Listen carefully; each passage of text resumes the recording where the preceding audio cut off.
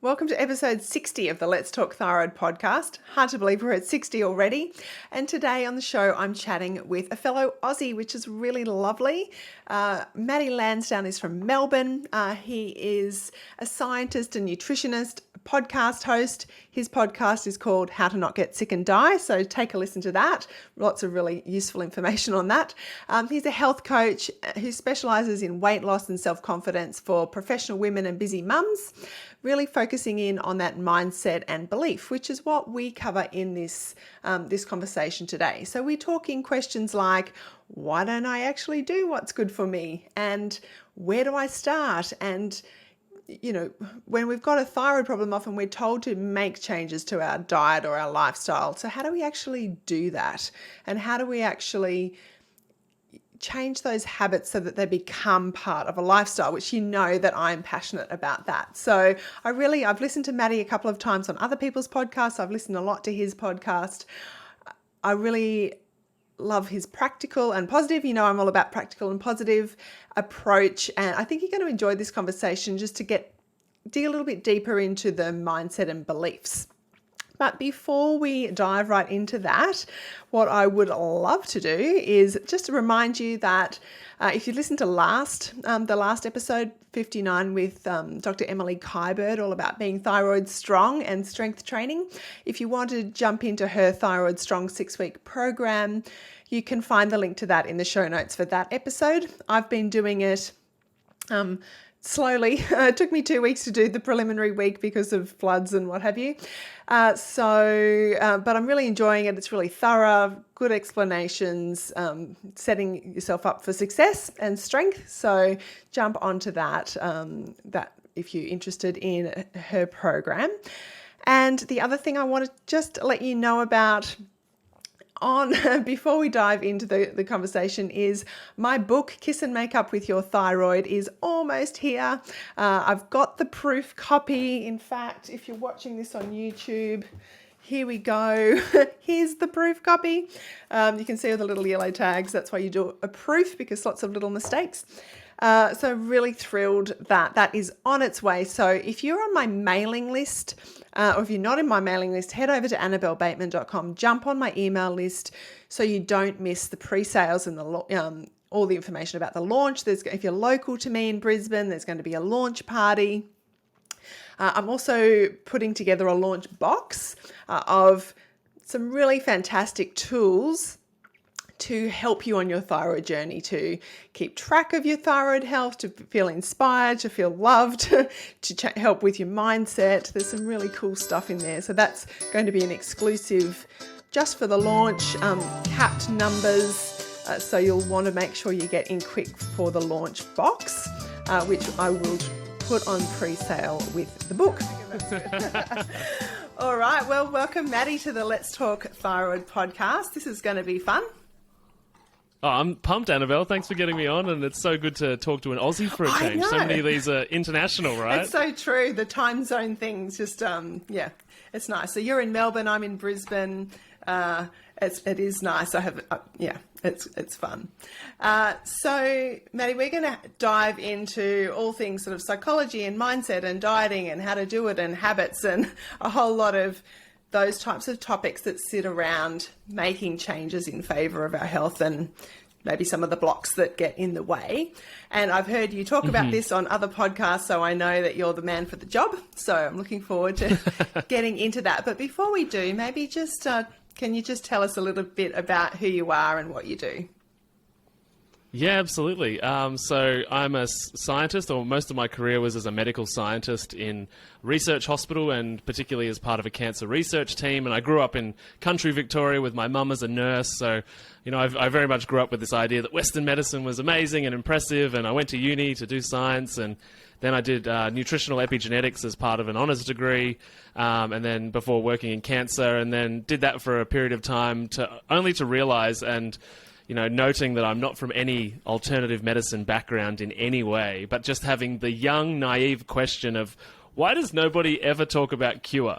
Or why does nobody ever talk about cause? And it was really bizarre because everybody's like talking about the fact that there's no cure for cancer or there's no cure for insert, disease of civilization, right? And I was just young, early 20s, being like, how come nobody's talking about why this person has cancer? We're just talking about the drug that we need to treat it with. And so it was just that naivety that I had in the beginning to ask such simple, stupid questions of my professors that would go on to laugh at me for my, naivety that led me down the rabbit hole of self-research, essentially, and learning about big pharmaceutical companies and the way that we've been marketed to and misled with modern medicine, and that went all the way back to the Rockefeller family in the 1800s, and just the real foundations of the world that we currently have, which, it's a dark rabbit hole of truth. But it just motivated me to end up quitting my job as a scientist and becoming a nutritionist because I learned that there's so much that can be done with food. And even though your doctor might not agree, they're just not educated in that area, and doctors are often giving food advice despite not being educated in that area. And so yeah, and along that process, along that journey, I became a podcaster, and I've connected with doctors and practitioners and disease sufferers all over the world that are fixing their bodies with food and with mindset shift and spirituality and all of these other things that the Western framework would tell you is nonsense or woo-woo. It takes a lot to hear this information. Some people that have suffered can be triggered by this information to be like, what? I was misled or I was lied to. And it's not like that. It's the wrong way to think about it. I've never met a doctor that was evil. Like, everyone I've ever worked with are beautiful humans that, my professor literally ran on 3 hours sleep for like the last 30 years. And he said, I remember him saying to me, I've never woken up. I don't remember not waking up, not thinking about a patient. Like, they're beautiful people. Yeah. It's just that the entire system is built on a capitalist ideology that unfortunately was just incentivized in the wrong direction for human health now that we have this chronic health world. Acute medicine, it makes a lot of sense. Like, don't give me carrots and herbs for me broken leg, if I have a car crash. But for anything chronic or ongoing or that's developed over time, I think that traditional Chinese medicine, Ayurveda, nutrition, spirituality, all of that type of stuff really does have a place in that problem, in solving those problems. So yeah, in a nutshell, I'm a nutritionist, a podcaster, and just trying to help people make healthier choices. And along that journey, I realized that of all of it, I started doing nutrition lectures and sort of anti-pharmaceutical lectures, all sorts of crazy things in my 20s. And along that journey, I realized that I've never actually met somebody that didn't know that meat and vegetables was a good idea. And I thought it was all about, I just got to tell people what to eat. And I learned almost everybody that is obese knows what to eat. Almost everybody that has diabetes, they know what to eat. Almost everyone with everything knows what to eat. And I was like, well, why aren't they doing it? This is crazy to me. And then I learned more about behaviour change and psychology and trauma, and that led me to really what I do now, which is help people level up their psychology to actually commit to a healthier version of themselves. Wow. What a journey. It's a bit of a roller coaster. Yeah, no, that's fabulous. Like, what a journey, because often what I've found is when I'm talking to either experts in that thyroid field from a medical health perspective or from people like me that are a patient and have just had to kind of go do the hard yards, it's often coming out of that personal experience of a health challenge and having to go do all of that digging. So I think that's really fascinating that you've come from a different perspective, like really coming from that research, being curious and how does this all work? And look, I'm not a scientist, but my understanding of science is that it's always about, questioning and testing and learning and changing, and it's never kind of really settled, and you're always sort of learning and digging. And so obviously that's how you've sort of woven into where you're at now. Does that sound like a fair summary? Yeah, no, absolutely. And I think one thing that needs to be sort of flagged for people that have a belief in anything, not just Western medicine, but anything, is to remember that it's always backed by a particular type of framework. And so our Western society idolizes professors, doctors, academics, people that are high up in universities. And the thing to note is that is somebody that's a real expert in one particular framework of thinking. Irrelevant of the application, science, medicine, mechanics, engineering, whatever it is, it's a particular way of thinking about the world. And the further up that tree you get, the more ingrained into that type of thinking you become. And so I think that, naive me in my early 20s was just young enough to just still have this budding curiosity of the world before I'd been, pulverized into the box that I was meant to think in, that Western medicine would expect me, to go to work and do every day. So I think, and that doesn't just apply to Western medicine. That's the way that it went for me. But yeah, anything that you have a rigid belief system about, remember that that's one way of looking at it. It's one type of perspective. And I guess to add to that, I came out of kind of an angry place that everyone was being lied to.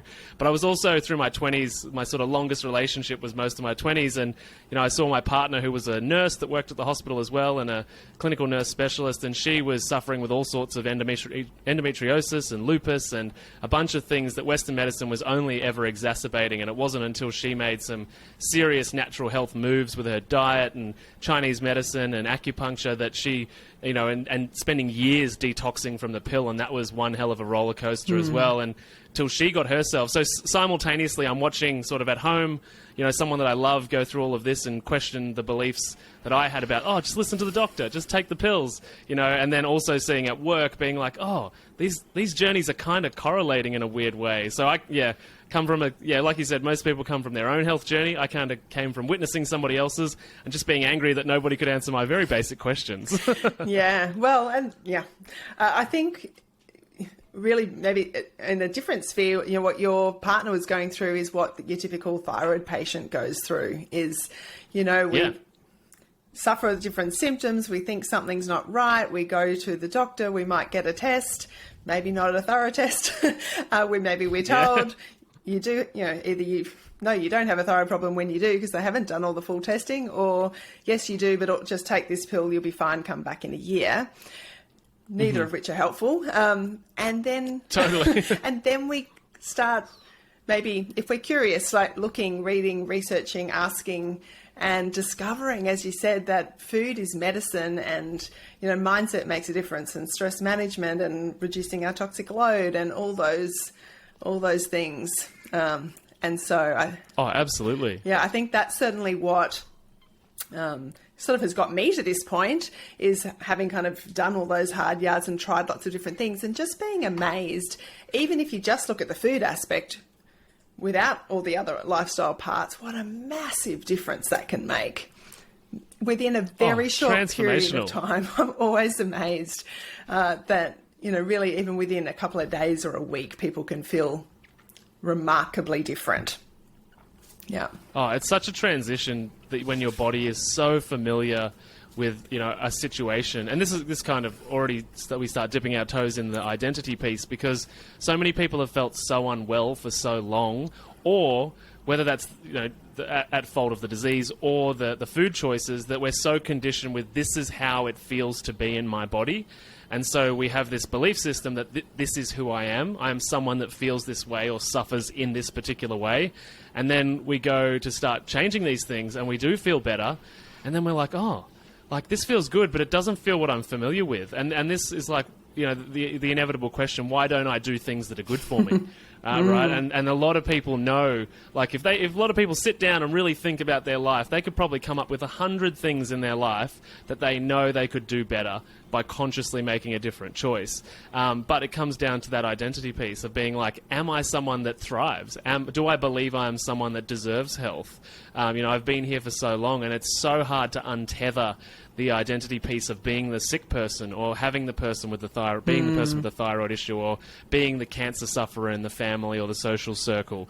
And that's why, we can make really amazing changes with nutrition in short amounts of time. Absolutely. But it's then about the sustainability of, can my old personality support new personality traits? Otherwise, we get into that fad diet culture of, it worked for a while, or I took the supplements for a while, or I did the 10-week program and then it didn't work anymore. And that's usually our personality slingshotting back to where it felt comfortable. So can we start? Well, maybe not. I don't know where the beginning is. I was going to say we start at the beginning. Who knows where? Let's not get into a philosophical discussion about where the beginning is. We'll save that for another time. What is the meaning of life? That's right. But here's what I see, as a reasonably common scenario with someone like me, a thyroid patient, who maybe starts to become aware that making some diet and lifestyle changes is important, or at least worth giving a go. And so where, in your experience of working with people in change, how do you start? So say someone's listening to this and they're like, oh, I've been listening for a little bit and all right, I can see that maybe I do need to make some changes. I don't know where to start. Where do people start? And then we might get into what roadblocks get in the way and down the track, and how do we navigate them? That's a really good question, where to start with behaviour change. So obviously having someone to look up to, and that might be your practitioner, is a good place to start. So having like a guiding northern star, so to speak, that orients your perspective and direction and path in the right direction is a really good place to begin, is to make sure I know someone I can talk to, I know someone I can check in with, whether you join a program, whether you have someone you check in with occasionally, or whether it's a friend that's been on the same journey and is in a few steps in front of you, right? I think identifying where you'd like to be by looking towards somebody that has done it before, or has the experience of working with people that have done it before is a really good place to start, because then it's like, all right, I've got a map, but I'm no longer just walking around the roundabout perpetually without knowing which side to get off the roundabout. And then from there, I have a saying which I sort of tweet everywhere, which is one tweak a week. It's understanding that it's a journey and that there's going to be lots of different changes that produce the outcome that you really want. And that's true of literally anything, whether you want to change your life financially, whether you want to change a significant relationship, whether you want to change your health, is that there's going to be lots of little things that need to change in order to get the outcome. So a lot of people that I work with, and maybe most people in the world, are all in or all out, right? They've got this all in or all out mentality, and it's like, that's why fad diet culture, or get well culture of pill for an ill, or really quick, do a procedure or do a 6-week program or do a 30-day challenge, speaks to them. Because it's like, yeah, I can go hard for that amount of time. My willpower will last that amount of days and I can get the result, and then, well, yeah, and then what? Yeah. Right? Yeah. And then what? Because most people get there, they've been running on willpower all of that time, and then they slingshot back to who they were before, plus some. There's usually more problems or more kilograms or whatever it might be. So before you even step foot into the journey, acknowledging that it's an ongoing journey that's full of evolution and transformation. It's not like you're not going to get to somewhere where it's like, oh, here's the signpost that says I'm finished, or here's the signpost that now says I'm well. You'll feel well, of course, along the journey, but the point is that there's no end. There's no finish where you can go back. And if you do go back, well, you get to go back to the same sufferings that you had when you were there the first time, right? It's like, I saw a friend of mine owns a gym, and his motto was like, results guaranteed or your old body back. And it's so accurate, right? It really is. It's like, if you don't choose to make this a lifestyle, you'll get your old situation back. So small steps. But the important thing about small steps too, because lots of people are all in or all out, is that the small step has to be significant enough that that it's important, that you can feel an experience shift happening, but not big enough that it puts you into fear and procrastination and just, I'll do it tomorrow. So it has to be somewhere in the middle there in order to start making that step forward. And then the all in or all out personality, it's not about pretending that you're not going to be that person this time. Like, that's another thing with fad diet culture or wellness culture. It's like, just don't be yourself for like 6 weeks. It'll be totally fine. Like, we've got these intrinsic parts of us which will transform as we go on this journey over time, but it's going to take years, if not decades, to work through that stuff. So we have to leverage what we've got now.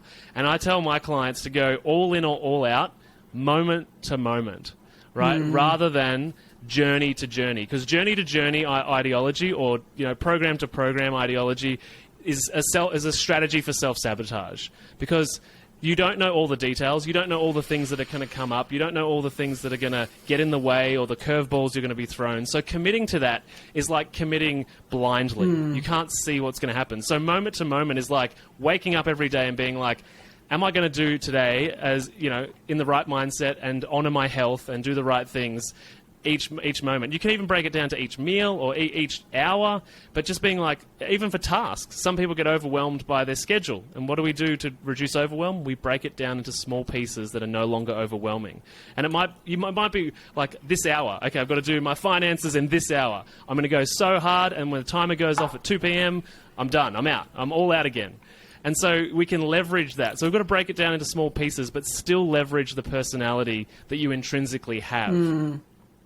So how do you do that? For example, say your doctor, your nutritionist, your naturopath says, I think you really need to give something like the autoimmune protocol a go.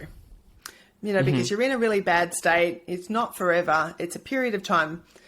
But we do need to work out maybe what's triggering, your autoimmune condition. And that's pretty full on. There's varying degrees of, gluten-free, dairy-free, but autoimmune protocol, let's take the extreme, because that's about that's a pretty extreme program to do. And just if you're listening, it's never designed as a long-term lifestyle, the autoimmune protocol. But how do you manage that? Like, is that where you say, well, this is not for a long period of time, but then I'm going to work out what parts of that I keep going, or where do we go with something like that? Yeah, so I guess there's an important thing to distinguish, and that's between lifestyle and therapeutic response. And so your therapeutic response is rarely going to be a thing that needs to last your entire life. And that is like, you're about to be diagnosed with an amputation. We need to change your diet today because you're so extremely diabetic. Or I've had clients come through my program that were on the surgery list to have their stomachs removed or parts of their stomach removed. And, it was like, we need to make these changes today. But the extremity won't be forever. So I think, there's definitely a balance there. And again, like, willpower is a tool that we do have, but we don't want to apply it to forever thinking because it runs out. Like, it's a finite resource. So if it is like the AIP diet for 4, 6, 8 weeks type thing, then that's a little bit different. But after that, we also don't want to slingshot back to where we started, right? So you want a practitioner that's also like ready at the end of that to be like, okay, now how can we design your life moving forward in a way that produces the life that you want? Because it's one thing to say, let's go on the AIP diet. It's another thing to say, in a year, I'm in the same situation. Yeah. So do you know what I mean? So it's like, even if the therapeutic response is good, if it's just good for the 8 weeks and then we're back, it's like, what was the point? Right? So it's like, you could even build up to the AIP diet. You know what I mean? If it's like building up to the AIP diet then means at some point I will do this extreme diet for a therapeutic reason, but when I come off it, I will be in a far better position than when I started because I've changed a lot of other things. If that lasts 10 years rather than just the 9 months after the diet, I would say that's a much more strategic way to go about producing that type of result, if that makes sense. So it's sort of periods, it's the lifestyle built in with maybe periods of therapeutic response. I think that's a really helpful way to look at it, because there's not those things aren't sustainable, and so that's where they tend to get thrown in or out of the bathwater. Hey, absolutely. So, given that weight gain and inability to lose weight and shitty metabolisms are pretty common for the average, well, particularly hypothyroid Hashimoto's patient. And probably, I'd hazard a guess that many of them are like me and spent decades dieting, and the joy of being a teenager in the 80s, sort of that 80s and 90s. Lots of unhealthy dieting mentality and diets. And, and I feel like I've done a lot of work to try to undo that diet mentality. But obviously, I'd say that's something that you work a lot with people around, is that diet mentality. And maybe we've already covered some of that, but how do you help people transition from that diet mentality to the lifestyle? And so take out the therapeutic AIP program for a period of time, but it's just that weight focused, fat focused, got to lose weight, got to be on it, be on a diet. I'm restricted. I can't eat this. How do we transition from that to the lifestyle approach? That's a great question. So first thing is to take the focus off the weight, right? Is that like, this is just a vehicle for your personality to get to meetings, basically. So if you don't have an intention for that vessel to do something, then why change it? You know what I mean? If it's serving all of your needs right now and you're comfortable, then there's no incentive to actually lose weight, to fix the disease, to do anything. And this is a combination of believing what's possible or not believing what's possible for you, and sort of, waving the surrender flag to being a victim. So the first thing is, if you've got victim mentality, that's okay, because that's a part of the story. Like, that's just one part of the story that you're going through. I haven't met somebody that didn't, for a period of time or intermittently, feel like a victim, right? And in many ways, you are. You were lied to by so much advertising and marketing. Like, you really were manipulated strategically for money. And the reality is, you probably don't feel that manipulated because it tasted pretty good. There was a dopamine payoff in that process, right? So the first thing is to shift out of victim mindset, which is okay if you're there, but we've got to make the transition out at some point. And then it's to decide, why do I want to be better? Why do I want to not have this body fat? And it's not just to lose the kilos. Like, as soon as somebody says, they're inquiring about the program and they're like, I want to lose 20 pounds or 10 kilograms or whatever it is. And I say, why? And they're like, oh, to be healthy. And I'm like, no, but why is that important? And they're like, oh, because, you're meant to want to be healthy. And I'm like, that doesn't sound like for a second like an incentive that's worth paying money for or doing anything or for. Sticking with. Like, do you know what I mean? You're not going to stick with that. Or using your willpower. Yeah. To try and suffer through. And you've really got to peel the onion, because some people really can't answer that question. They have to go away and think about it. And it might then come back to, and this is what I find a lot, is that when the onion's really peeled, and this might shock some of the listeners, is that it often comes back to sex. Feeling emotionally confident to engage with the memory of the relationship that you once had. Or you might be post-divorce and feeling terrible and being like, nobody's going to want me. Who would want this? I don't feel sexy. I want to be able to put my clothes back on and walk with my head held high and no longer feel like a fraud to my children when I tell them, eat your vegetables off your plate, knowing that as soon as they go to bed, I'm going to get the secret chocolate stash out of the cupboard, right? So it's like, it's these really deep ingrained beliefs about wanting to be healthy, to be a role model for your children, wanting to connect on a deep level with other humans. We're pack animals. Like, we want to be accepted by the tribe. It's normal. And we want to be loved, right? And if we feel that the state of our body is putting us in a position to withdraw from our loved ones and to not show up as our authentic self, then everybody kind of feels that in the family or even the social circle, right? Is that they feel that things are a bit off or they're not right, and it destabilizes everything. And I really believe in the idea of how you do anything is how you do everything. So if this is the way that you're showing up for yourself, it's very likely that this is the way that you're showing up at work, in your relationships, and obviously in your health journey, right? So it's really confronting. That stuff's really confronting to realize. However, you need a breakdown for a breakthrough, because once you realize that all of these things are you, guess what? You're back in control. Yeah. You can start making different choices, different changes. So, yeah, when it is, that diet mindset, which is like, 9 kilos in 6 weeks, or your money back, or, whatever it is. Drop a like, dress size by Saturday. I remember that one. or skinny me tea, horrific laxatives, you know what I mean? Yeah. So, yeah, all of those speak to the short-term impulse of looking sexy on the beach, or looking like the girl that's 25 years younger than me that hasn't been through menopause, as if that's possible at all. Or give it, or have babies. Totally. Had 4 children. Right? Yeah. So you've got to get really deep with yourself, and it's like, the weight is just a symptom of your current belief systems about what you deserve. So in order to lose weight, we need to rewire those belief systems and know why. And this is back to like the knowing the path, like knowing where I'm going. It's like, when I lose and I ask this question too, when you lose the weight, how will you know you've achieved your goal? And they'll be like, oh, because I stepped on the scale and it changed. And I was like, but no, you told me the reason you wanted to do this was to keep up with the kids, right? Or to be around to see your grandchildren born. And it's like, oh, I'll know because I'll be able to. And then we use a metric that is not what is on the scales. In fact, I encourage most of my clients to not use the scales because it's just a number that determines your pull on gravity, right?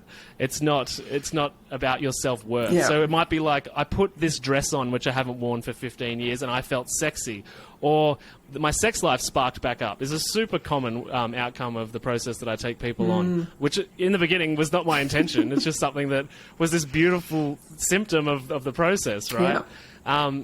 And then as well, like you start influencing your children too, if you've got kids, is you're guiding your children to show them how they should show up for themselves as adults. Because one thing I think the world has these days is like mum guilt, dad guilt, but mainly mum guilt. It's a really heavy and real thing. And mum is meant to be everyone, like all of the time, and this, superwoman. But there's a cost to that. And unfortunately, it's a biological cost. Because once upon a time, the way that we evolved as humans, women would, as a community, raise the children. They would manage children together, and they would trust other women to, discipline their kids and make sure that they held them to a standard. Whereas now, because mum has to be everyone, she forgets herself, and she doesn't prioritize herself. And whilst that, at the time, seems to make sense, because it's like, yeah, my kids are first, I'll do anything for my kids. What you're actually doing in that process, and this is hard to hear for some people, is that you're teaching your kid how to be an adult. And that is, as soon as they leave home, they will be like, how does an adult care for themselves? And this is not a conscious question. They do this unconsciously. They look to mum or the primary caregiver. And it's like, oh, mum never cared for herself. She made sure, she said, you're meant to be nice to everyone else. You're meant to care for everybody else. She cared for us. She never did anything for herself. She sacrificed. And so then they, from the age of maybe 18 or 21 or 25, begin their sacrificial life of giving themselves away. So then not only are we making ourselves unhealthy, but we're showing our kids that they shouldn't care for themselves as adults, which brings in the idea that self-care is not selfish. So you need a really deep, meaningful reason to go on a lifestyle change and a belief transformational change in order to get rid of and deprogram that fad diet culture, which is just short, temporary, and fleeting, really. Yeah, and if that's developed over decades like it has for many, this is not a quick, there is no quick fix, as you say. There isn't. And that mindset shift doesn't happen quickly either. Oh, not at all.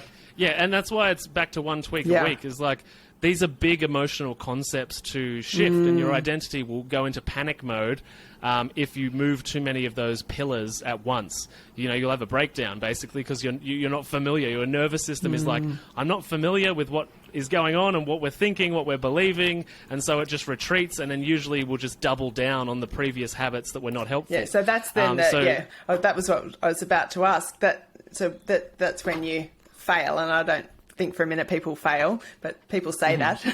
I failed this, and then there's the shame in that.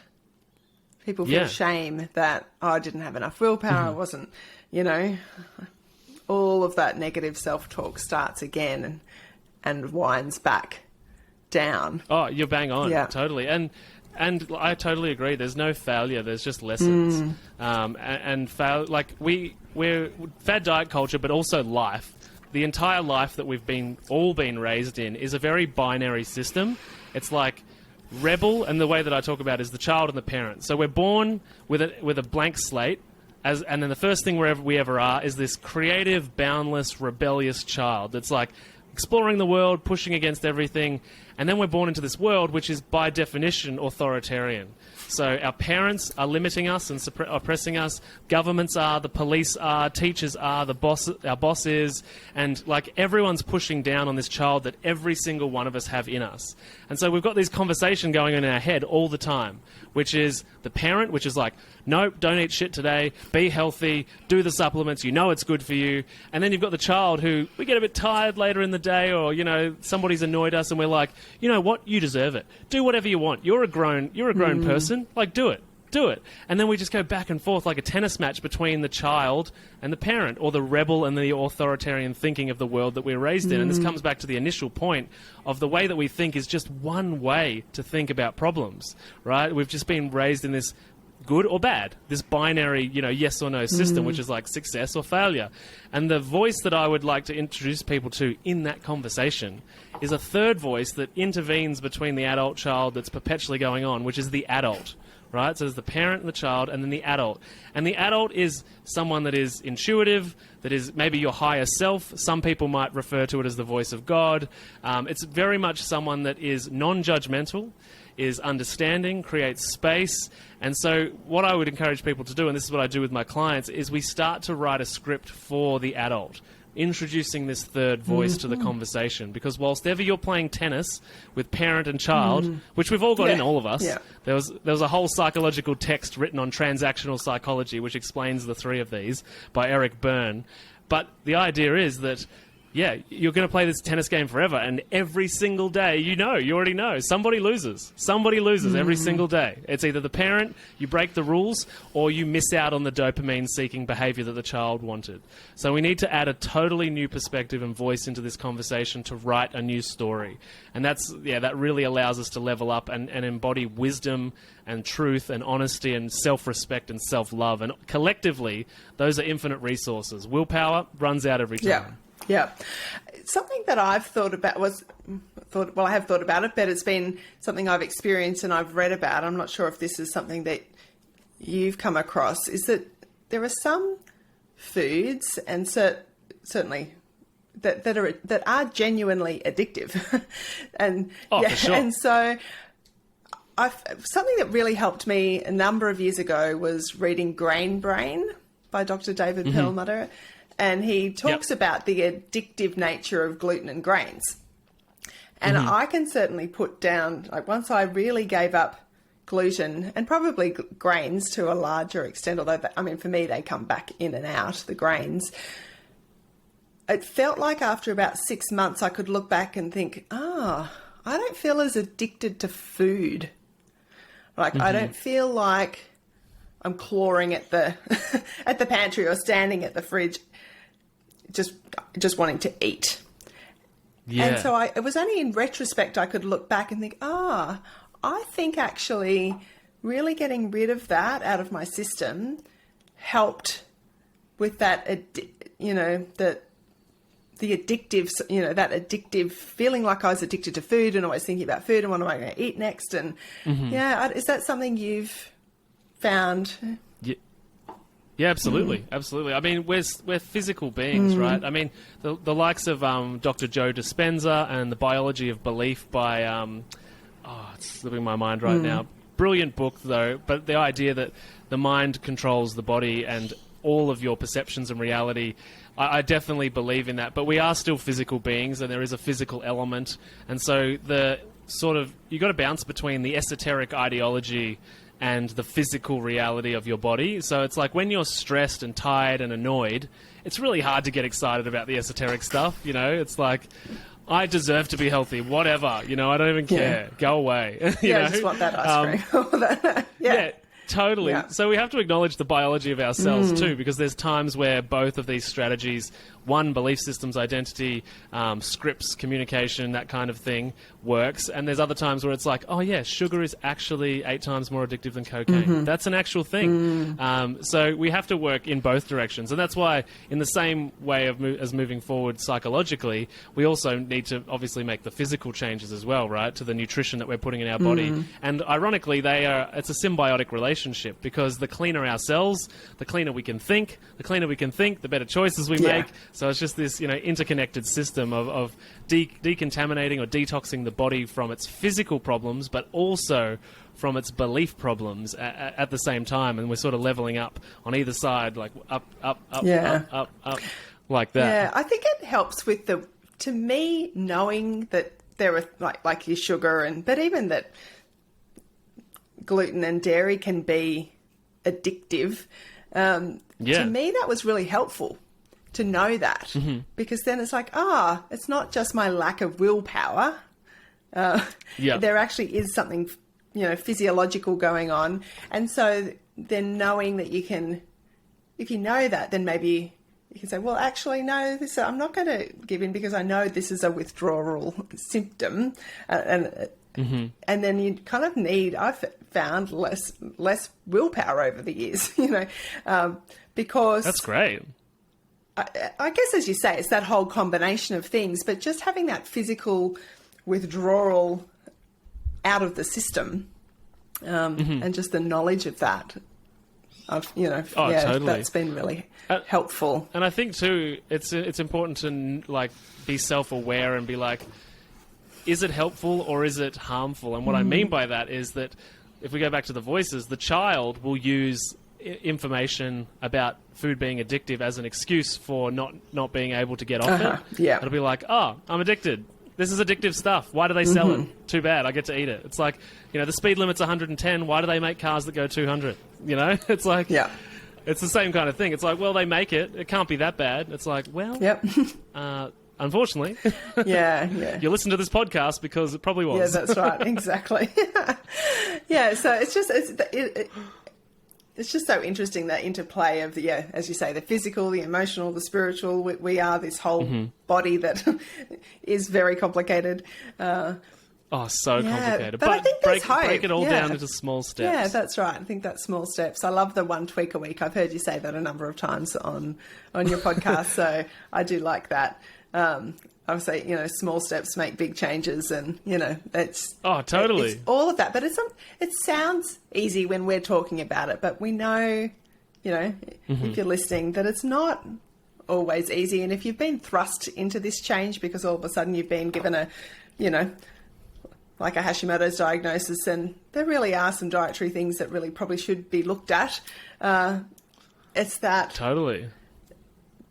I always think if you're feel like you're in control of the change, it's so much easier. But when someone else thrusts that change upon you, it's like, much, much harder. Totally. Well, and a really good place to start, that most people are probably going to be shocked to hear me say, is to start making your bed every day, or start cleaning your room or your house, or a particular room in your house every day. And what I mean by that is that it's a non-dietary thing, but you're starting to respect your environment. So it's just practicing this muscle of setting standards for yourself. And if you think that you are above cleaning your own house, how on earth are you going to be, at a place where you can change the situation in your own body if you can't keep the place that you live and rest and sleep in order? Do you know what I mean? How are we going to get your body back in order if we can't even make our bed, which is like a literal 2-second job? Like maybe, honestly, 15 seconds. You're sounding like Jordan Peterson now.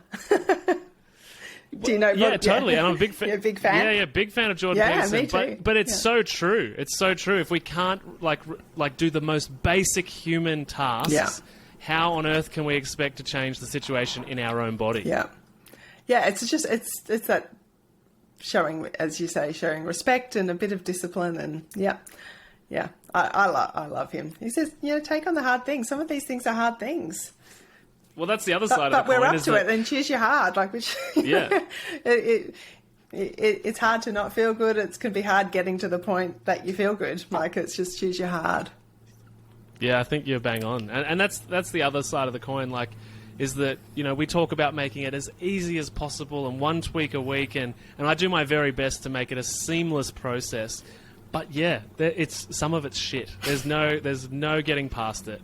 Some of it's tough. There's tears, there's pain, there's discomfort, there's challenging conversations to be had with people that may not be supportive in your environment. There's difficult bits to get through. And you'll miss things that you once loved. That's all a part of it. But just like you said, choose your hard.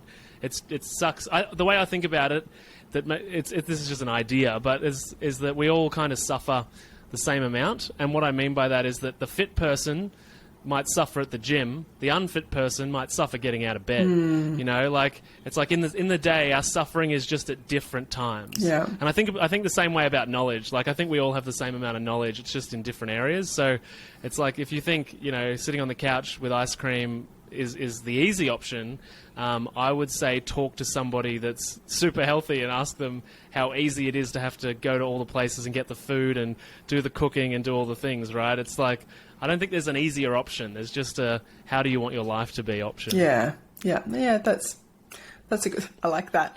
One of the things you said before that was having the difficult conversations with, maybe the person that you live with, or your family that you go and have lunch with that doesn't want to prepare food in a way that is helpful for you.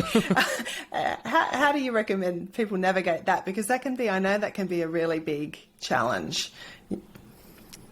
Yeah, totally. I have so many people I've worked with who have not self-sabotaging, but sabotaging husbands, that are just not getting on board, or people that are like, why aren't you drinking? You're not drinking. Are you sick? Are you going on another diet? Just really demeaning attitudes and like, oh, you're gluten-free. You're one of those people, So the step one is to have the conversation before the event. Don't wait. Don't wait until you're caught for words or grasping at sentences. And you might even write a script for events. And a script is literally one sentence, right? I've done this with so many people to just have the confidence to know what to say that sets a boundary. But we've got to do it in a safe way, because we don't want to, annoy everybody else. And if they're triggered, that's their own stuff. But we still want to navigate it intelligently. Yeah. So it's to have the conversation before the event, if there is a conversation that needs to be had. But the conversation should be had by framing it in regards to your wellness and your life experience, rather than being like, no, I'm doing this because, it should be like, you know what, actually, when I drink on Friday nights, it really ruins my weekend. I wake up sick the next day, and I've done that for too many years, and I really want to get the most out of spending time with my kids on Saturday. It's a really important time. And when you frame it in regards to your wellness and life experience, most people will be like, oh yeah, fair enough. All right, well, you do you, whatever. I'm having a wine, Yeah. And if they don't respond that way, then unfortunately they should be cut. If somebody is not willing to support your wellness and your health, and they're going to judge you and chip away at you at social events with comments, and I've seen this, I've been to events where people are saying this to people, and I'm always dive in there to defend them. I'm the loudmouth that doesn't, I don't give a shit. But but I know that most people, these conversations are hard. But yeah, if you frame it in regards to your wellness and have a really meaningful conversation, and they're not on board, they are a shit person. They've got to be culled from the group. And you're the average of the 5 people you spend the most time with. So if you're around people that are going to chip away at you and judge you, a consequence of that is going to be your body. It's going to be your health. And I had a friend of mine recently reach out who moved away from Melbourne and said, I caught myself the other day with this, my old friends from high school, and being like, at least I'm not as fat as that guy. And he was like, oh shit, I'm looking in the wrong direction. And it was just he said to me, he's like, this is proof of something you told me years ago. And I was like, yeah, which is what I'm saying now, right? Is that environment will influence you. And anyone that's done a health degree knows that social determinants of health are above anything genetic. Wow. It's your postcode is more important than your genetic code. And that's the same, on a smaller level with your social group and your family. So yeah, frame it in regards to your wellness, have the conversation before you get to the event. And if all of that fails, cut them off the Christmas list. Yeah. I like that, being proactive and providing maybe a little bit of education if you can or need to, depending on that relationship, as you say. And totally. Yeah. And there's lots of things we shouldn't need to share, but if it's going to nurture the relationship in a way that will buy you a ticket to not being judged at every Christmas or every whatever, then I think that's worth it. Yeah. Oh, absolutely. And you never know. I have this conversation with my mum often.